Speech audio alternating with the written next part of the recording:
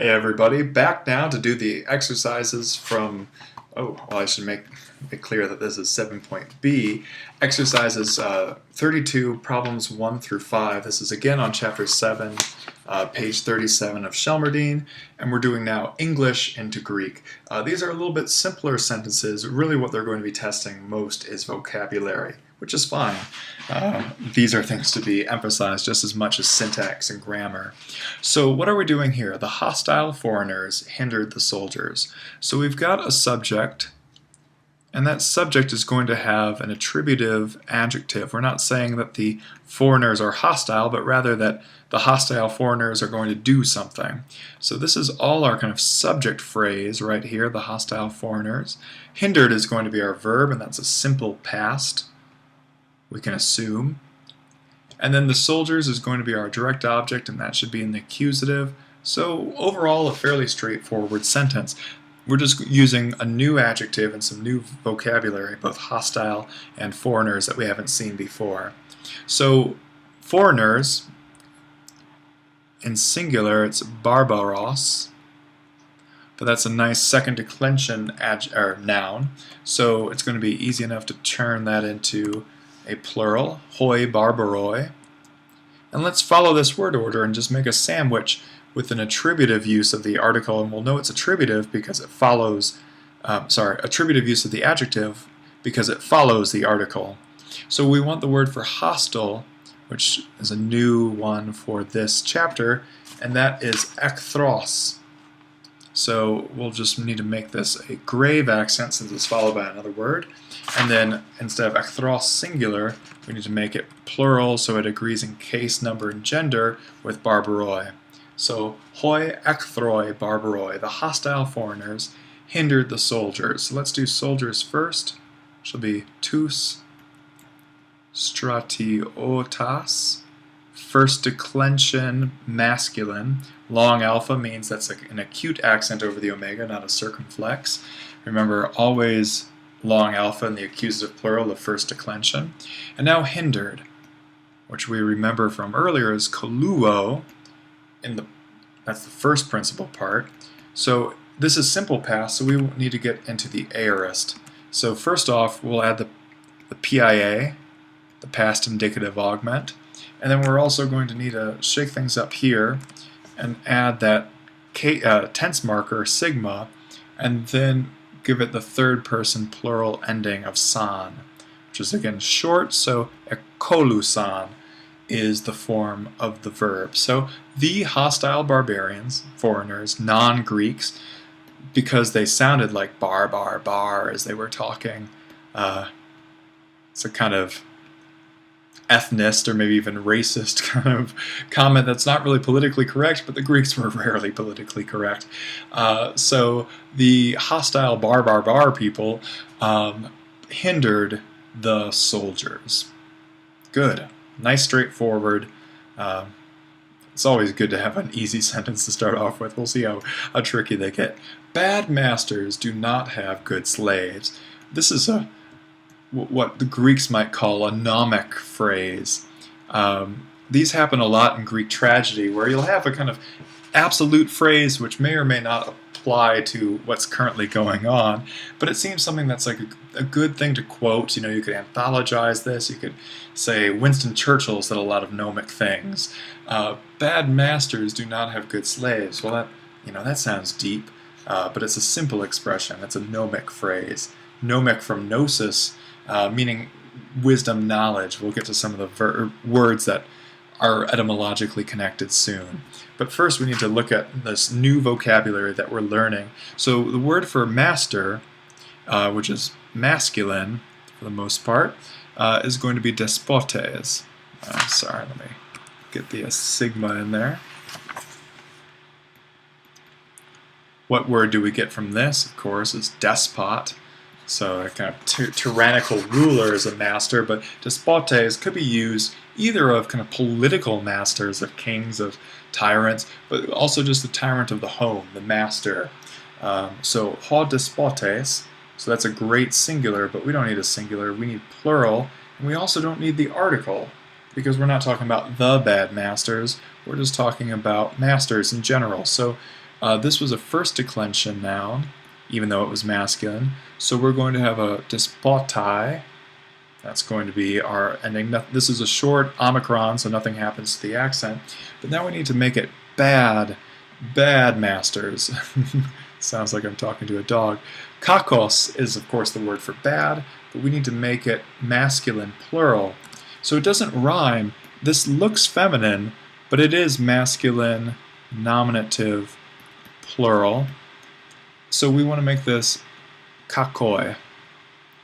Kakoi despotai, bad masters, do not have uk ekusi, or ekusen, we'll see what we need, do not have good slaves. So good, we've learned, well, good, I guess we've got two options for it, between kalos, which is beautiful or fine, but then agathos, which means more directly good. So that's, again, the masculine singular nominative. We need accusative, so agathous, and then we need the word for slave, which we learned last time was doulos, but then we need to make it plural, so doulos. So bad masters do not have good slaves. So in theory, we could have also done this with a dative of possession. And to do that, we would need to use some form of the verb to be. Let's do that. Let's keep what we currently have in kind of this, I guess, turquoise, and let's do a dative of possession in blue. That's too dark of a blue. Let's do a brighter blue. Let's make it pink. That'll be very clear. So what we need to say, because we have here, bad masters do not have good slaves, this we'll need to make into a dative for this dative of possession. We'll make the good slaves the subject of our sentence and the nominative. And then this do not have is going to have to become an oo or ook plus the right form of ami. So let's do this. Subject nominative of good slaves.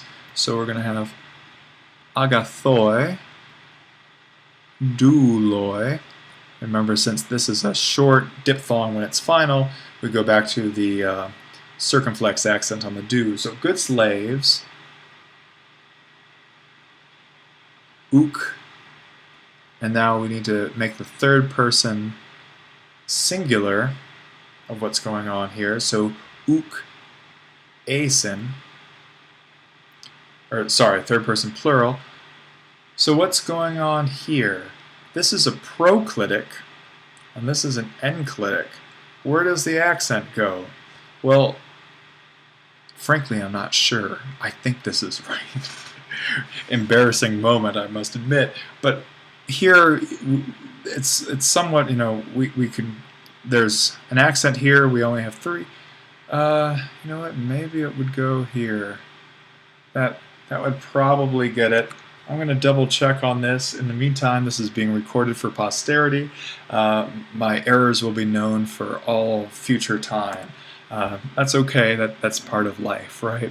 So good slaves, they don't exist for bad masters. So now we need a dative, plural, masculine, bad masters. So that's easy for the article, a little bit tougher for the first declension noun, but it's just going to be despotais. So agathoi douloi, good slaves do not exist for bad masters. Bad masters don't have good slaves. So Greek has two ways of talking about this possessive relationship. Either one works here. That was fun. Maybe more fun to me than to you. Strong men are not always wise. Strong is a new word that we're learning this chapter. Iskouros. And then men. Well, do we know the word for men yet? No, so that's going to be a little bit tricky, but we'll get to that. Are not always wise. So wise, it's sophos. Always, we've had that for a while, but haven't used it. Ia, ook, for the not. So not always wise, we've got, but so there are a number of problems here. but we're mostly there. We're really close, actually. All our problems are, well, we need a form of the verb to be in the third singular, so asen, or third plural again, sorry. And I'm putting that new because that's going to precede this omicron, so we need a new movable before the vowel. And now what we have right here is a strong man is not always wise. So we just need to make this plural. And again, by using these omicron iota endings, that's clearly, for these adjectives, masculine, nominative, plural, which is exactly what we want for strong men. So, iskiroi, asen, uk aye sophoi. Do we need to add an accent or anything for this asen? Well, we're in a position 1 scenario, where we have omicron, acute there, and then a double two-syllable enclitic. This is fine. All we would do is reinforce that. Maybe draw it a little bit more darkly, but it's the exact same thing. Iskuroi, asen, enclitic, no accent, proclitic uk, aye, sophoi. What strong men are not always wise. We could make this the strong men are not always wise, or are not always the wise men, by adding hoys. Sorry, that should be rough breathing, but that's not what the sentence says. We have no definite articles because we're talking generally here. Strong men are not always wise men. So we're saying all this even though we don't know the word for men in Greek. Just having the masculine nominative plural is all we need to say that we're talking about men. Good. The goddess of the island is friendly to the Athenians. This seems like an old sentence. All that's really new is we've got a word for friendly now. So the goddess of the island, we should be pros at that now. He thea, he, not two actually, but tes, ne, su. One of those nice, well, let me correct that because that's a long diphthong, so that turns that what would have been a circumflex into a acute. And then remember that island is feminine, but of second declension. So feminine article tes, but then a kind of masculine looking ending here. We could also, of course, always sandwich. He, tes, ne, su, thea. The goddess of the island, either or, is friendly. So let's make that st. Well, now we've got a couple things going on, possibly, depending on where we want to put the accent. If we're following thea, we don't need to do anything. If we're following nesu, we're going to need to put an accent on that st. But again, because it'll be followed by something, we'll make it a grave. So maybe what I should do to keep these things straight is kind of go back into this chart. And then if we're following nesu, we're going to give it a grave accent. And if we're following thea, it doesn't need anything. Is, and then friendly. So how are we going to do that? Phili, because we need to agree with the goddess. She's the one who's being friendly. So philia, that's a long alpha, but it doesn't really matter. So the goddess, the one of the island, the goddess of the island, the of the island goddess, is friendly. I guess we could also drop that. It would be clear without it. Greeks could gap because it's going to be clear that this is predicate. And then to the Athenians. So that is a nice dative plural, and we're just going to assume masculine because we're talking about both boys and girls. And then for the Greeks, that would mean a masculine article and a masculine noun. So then tois aphenaios. Great. The of the island goddess is optional, but then if we do include it, we have to be correct about our enclitic usage. Dear, friendly to the Athenians. Fantastic. Number 5, bringing it on home. You are a wise general. Isn't that a nice expression? Well, remember that.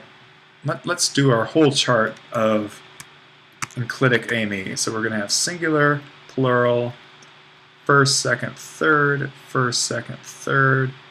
This is to be, or just simply be. Of course, it's an irregular verb, so in English it's am, are, everything else. But I am, Amy.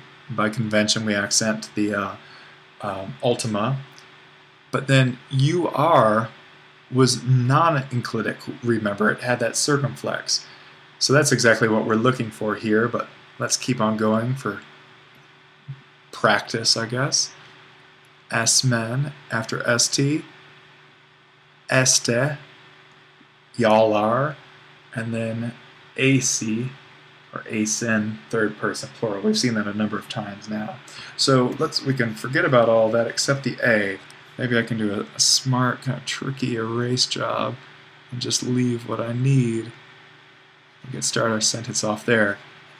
You are, good, and then we need to say a wise general. So not the wise general, but simply a wise general.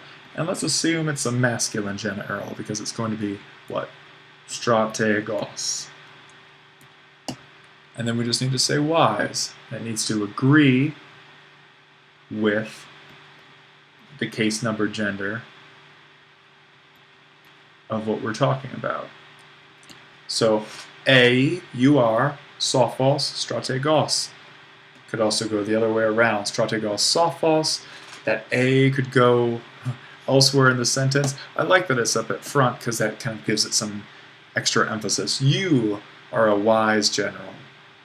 Excellent. Well, I hope that was helpful and that you will all be wise students as you move through 6 through 10.